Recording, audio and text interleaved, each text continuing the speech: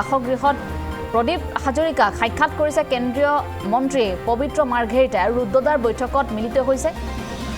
প্ৰদীপ হাজৰিকা আৰু পবিত্ৰ মাৰ্ঘেৰিটাৰ সেই বৈঠকৰ পাছতে বিশেষ চৰ্চা চলিছে যে শিৱসাগৰত মিত্ৰজোঁট প্ৰাৰ্থী সলনি হ'ব নেকি শিৱসাগৰত সলনি হ'ব পাৰে হয়তো বিজেপি মিত্ৰজোঁটৰ প্ৰাৰ্থী অসম গণ পৰিষদৰ প্ৰাৰ্থী প্ৰদীপ হাজৰিকাৰ প্ৰাৰ্থিত্ব প্ৰত্যাহাৰৰ এটা ব্যাপক চৰ্চা চলিছে আৰু এই সমষ্টিটোত কুশল দুৱৰী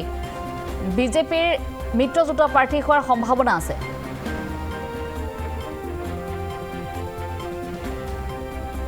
বাসগৃহত এতিয়া প্ৰদীপ হাজৰিকাক সাক্ষাৎ কৰিছে কেন্দ্ৰীয় মন্ত্ৰী পবিত্ৰ মাৰ্ঘেৰিটাই ৰুদ্ৰদাৰ বৈঠকত মিলিত হৈছে প্ৰদীপ হাজৰিকা আৰু পবিত্ৰ মাৰ্ঘেৰিটা প্ৰদীপ হাজৰিকাক পবিত্ৰ মাৰ্ঘেৰিটা সাক্ষাৎ কৰাক লৈ এতিয়া সৰব চৰ্চা চলিছে শিৱসাগৰ এটা খবৰ জনাব বিচাৰিছো আগন্তুক ২৬ বিধানসভা নিৰ্বাচনৰ বাবে যেটো সকলো সাজু হৈছে প্ৰাৰ্থিত্বক লৈ এতিয়াও দুই এটা সমষ্টিত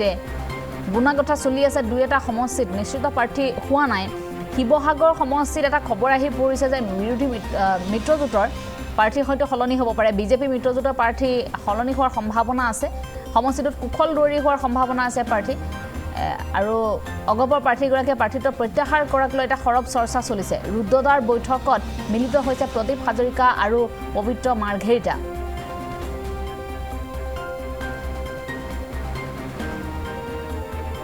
আৰু এই সন্দৰ্ভতে আমি কিছু তথ্য জানিব বিচাৰিম উজনি অসমৰ ব্যুৰো চিফ কৌস্তৱমণি কাকতি আছে গতিকে কৌস্তৱৰ সৈতে ফোনযোগে সংযোগ স্থাপন কৰিছোঁ কৌস্তৱ আপোনাৰ কাষলৈ আহিছোঁ শিৱসাগৰ অতিকৈ চৰ্চাত থকা এটা সমষ্টি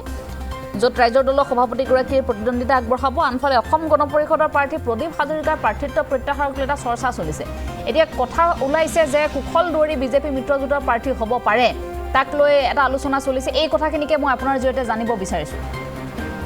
চাওক এঞ্জেলা মনোনয়ন পত্ৰ দাখিল কৰাৰ পিছতো যেটো সমষ্টিক লৈ চৰ্চা চলি আছে সেয়া হৈছে শিৱসাগৰ কাৰণ শিৱসাগৰ সমষ্টিটো কেন্দ্ৰ কৰি প্ৰথম দিনাৰ পৰা যদি আপুনি চাই তেতিয়াহ'লে দেখিব যে মুখ্যমন্ত্ৰীয়ে যেটো সময়ত বিজেপিৰ তালিকা যেতিয়া ঘোষণা কৰাৰ প্ৰাকমুহূৰ্তত মুখ্যমন্ত্ৰীয়ে কৈছিল যে শিৱসাগৰ সমষ্টিটোৰ প্ৰাৰ্থী এতিয়ালৈকে আমি ঘোষণা কৰা নাই কাৰণ তাত ৰাইজৰ দল আৰু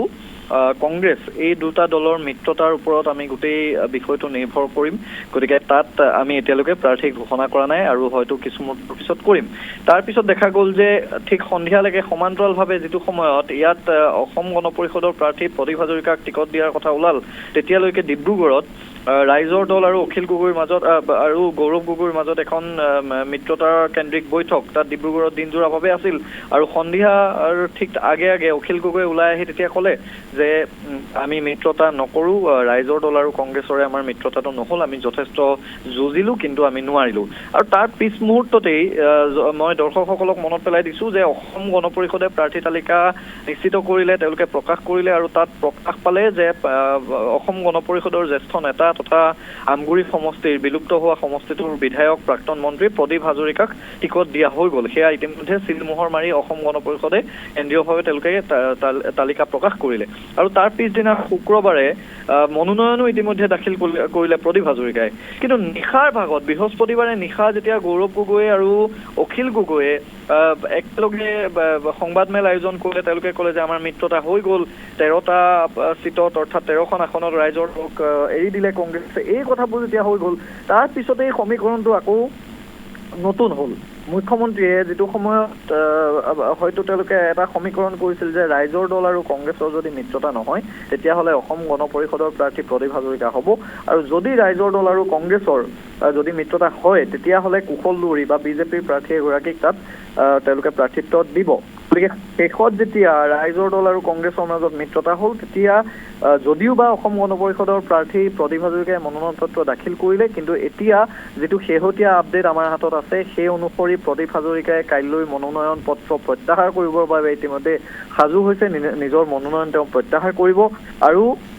একেটা সময়তে আজিৰ দিনটোত কিছু সময়ৰ পূৰ্বে কুশল দুৱৰী গৈ মুখ্যমন্ত্ৰীৰ ঘৰত গুৱাহাটীত উপস্থিত হৈছেগৈ গতিকে আৰু একেটা সময়তে প্ৰদীপ হাজৰিকাৰ ঘৰতো কেন্দ্ৰীয় মন্ত্ৰী হয়তো ডক্টৰ হিমন্ত বিশ্ব শৰ্মাৰ প্ৰতিনিধি হিচাপে কেন্দ্ৰীয় মন্ত্ৰী পবিত্ৰ মাৰ্ঘেৰিটা আহি প্ৰদীপ হাজৰিকাৰ সৈতে এখন বৈঠকত মিলিত হৈছে তেওঁক হয়তো বুজোৱা হ'ব যে পৰৱৰ্তী সময়ত তেওঁক সংস্থাপিত কৰিব তাৰ দায়িত্ব বিজেপিয়ে ল'ব হয়তো মুখ্যমন্ত্ৰীয়ে ল'ব কিন্তু এতিয়া তেওঁ মনোনয়ন প্ৰত্যাহাৰ কৰিব লাগে আৰু সেই সিদ্ধান্তই তেওঁ হয়তো এতিয়া ল'ব আমাৰ হাতত যিমান দূৰ খবৰ আছে আৰু অৱশেষত এঞ্জেলা খবৰটো হ'ল এইটোৱে যে বিজেপিৰ প্ৰাৰ্থী হিচাপে বিজেপি মিত্ৰজোঁটৰ প্ৰাৰ্থী হিচাপে হিচাপে অসম গণ পৰিষদৰ নহয় বিজেপিৰ প্ৰাৰ্থী কুশল দুৱৰী তাত প্ৰাৰ্থী হ'ব আৰু ৰাইজৰ দল ইতিমধ্যে কংগ্ৰেছে যিহেতু ৰাইজৰ দলৰ সভাপতি অখিল গগৈক সেই আসনখন এৰি দিছে শিৱসাগৰত বিশাল এটা ৰেলী লৈ হাজাৰ হাজাৰ মানুহ লগত লৈ তেওঁ মনোনয়ন ইতিমধ্যে দাখিল কৰিছে গতিকে ৰাইজৰ দলৰ অখিল গগৈ বনাম অসম গণ পৰিষদৰ প্ৰাৰ্থী প্ৰদীপ হাজৰিকা নহয় এইবাৰ অখিল গগৈ বনাম বিজেপিৰ প্ৰাৰ্থী কুশল দুৱৰী হয়তো শেষ মুহূৰ্তত চূড়ান্ত হ'ব পাৰে এতিয়ালৈকে সেইটোৱে আপডেট আৰু আমি যিমান দূৰ জানো পবিত্ৰ মাৰ্ঘেৰিটা আহিছে প্ৰদীপ হাজৰিকাক বুজনি দিবলৈ কাৰণ এতিয়া তেওঁ প্ৰায় 79 ইয়াৰ্ছ অৰ্থাৎ 79 বছৰ এই 79 বছৰত তেওঁ এনেও ৰাজনীতি আচলতে সন্যাস কৰাৰ সময় সন্যাস লোৱাৰ সময় গতিকে এই সময়ত হয়তো তেখেতক পৰৱৰ্তী সময়ত ৰাজ্যসভা হওক বা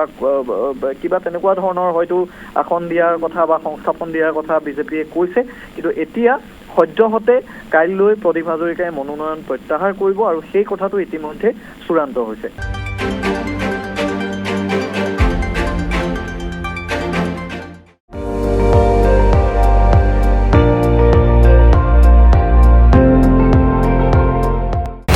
আপুনি চাই আছে ND24 সৰ্বশ্ৰেষ্ঠ নহয় সৰ্বোত্তমৰ দৌৰা